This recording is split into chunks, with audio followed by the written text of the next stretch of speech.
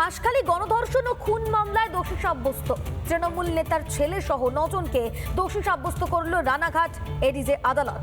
মঙ্গলবার মামলার রায় ঘোষণার সম্ভাবনা। দোষীদের দৃষ্টান্তমূলক শাস্তির দাবি পরিবারের। মারা গেছে নাকি রেপ হয়ে এটা এনকোয়ারি করেছেন কি? কিন্তু ছেলেটির সাথে মেয়েটির নাকি লাভ অ্যাফেয়ার ছিল আমি শুনেছি। Is it a fact? DG সাহেব এখানে আছেন। হাসখালিতে নাবালিকার গণধর্ষণের পর এরকম ভাবেই নির্যাতিতার চরিত্র বিশ্লেষণ করেছিলেন রাজ্যের মহিলা মুখ্যমন্ত্রী মমতা বন্দ্যোপাধ্যায়। তৃণমূল নেতার ছেলের কীর্তি লুকোতে একাধিক পন্থা অবলম্বন করে রাজ্যের শাসক দল, কিন্তু মাঝরাতে বাড়িতে দেহ ফেলে যায় এলাকার প্রভাবশালীরা। অভিযোগ করেছিলেন ধর্ষিতার বাবা। মহিলা আইছিল আর দুটো ছেলে ওই রাস্তায় ওই দিকে ছিল, আর মেয়েটারে এইখানে থুয়ে ওরা আপনাদের ডাকে বললো যে তোমার মেয়ে থাকলো বলি মানে পালিয়ে গেছে। আইনের সামনেই টিকল না কোনো গুলিয়ে দেওয়ার রাজনীতি।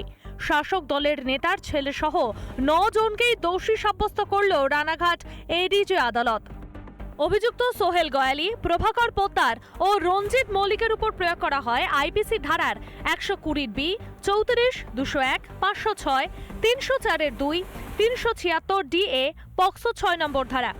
অভিযুক্ত সুরজিৎ রায় ও আকাশ বারুইয়ের উপর প্রয়োগ করা হয় আইপিসি ধারার 120B, 34 ও 506 নম্বর ধারা। সমরেন্দ্র গয়ালি, দীপ্ত গয়ালি ও পীযূষ কান্তি ভক্তের উপর প্রয়োগ করা হয় আইপিসি ধারার 506, 201, 120B ও 34 নম্বর ধারা। অংশমান বাগচির উপর প্রয়োগ করা হয় আইপিসি ধারার 120B, 34 ও 201 নম্বর ধারা। আদালতের নির্দেশে তদন্ত ভার নেয় সিবিআই। গণধর্ষণ ও খুনের মামলায় 9 জনকে দোষী সাব্যস্ত করল আদালত। শত চেষ্টার পরও তৃণমূল তাঁর গুণধরদের বাঁচাতে পারেনি খোঁচা বিরোধীদের। তৃণমূলের নেতার ছেলে জড়িয়ে তার বাড়িতে এই ঘটনা, পুলিশকে দিয়ে চাপানোর চেষ্টা করেছিল অপরাধী যাতে বিচার না পায়।